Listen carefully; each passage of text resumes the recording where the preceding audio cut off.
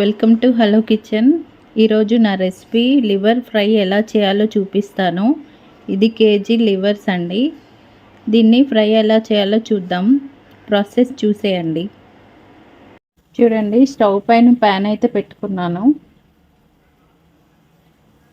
Pan వేడెక్కిన తర్వాత oil వేస్తున్నాను. ఫ్రైకి సరిపడా ఆయిల్.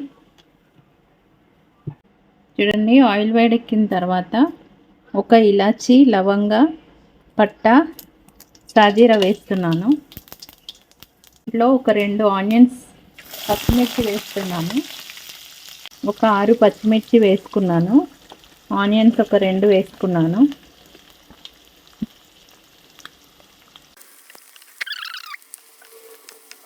చూడండి, ఆనియన్ కలర్ చేంజ్ అయిన తర్వాత కొంచెం పుదీనా,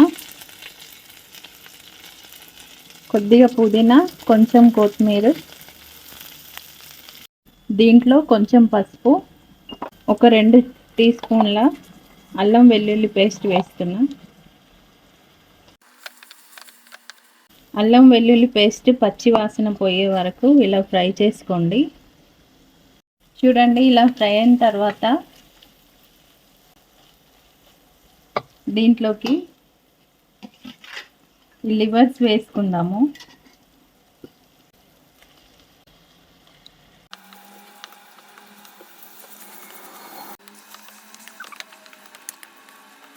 కొద్దిగా ఆయిల్లో వేడైన తర్వాత సాల్ట్ వేసుకుందాం. రుచికి సరిపడే సాల్ట్. ఇంట్లో ధనియా పౌడర్ వేస్తున్నాను. 1 టీ స్పూన్ గరం మసాలా. దీన్ని బాగా కలుపుకుందాం. కలుపుకున్న తర్వాత దీంట్లో ఒక 1 టీ స్పూన్ కస్తూరి మేతి కూడా వేసేద్దాం. చూడండి, దీంట్లోకి ఒక 1½ టీ స్పూన్ కారం వేస్తున్నాను. దీన్ని కూడా ఇలా బాగా కలుపుకొని, చూడండి, ఇలా ఉడికిన తర్వాత దీంట్లో చికెన్ మసాలా వేస్తున్నాను. ఇలా బాగా కలుపుకున్న తర్వాత ఒక 5 మినిట్స్ దీన్ని మూత పెట్టి ఉడికించుదాం.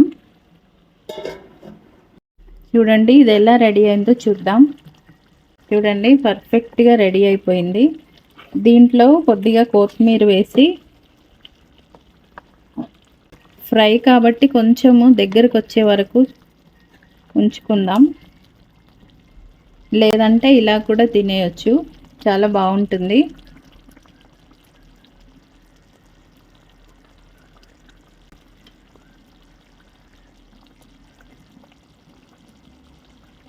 కొద్దిగా లాస్ట్లో కొత్తిమీర అయితే వేస్తున్నాను.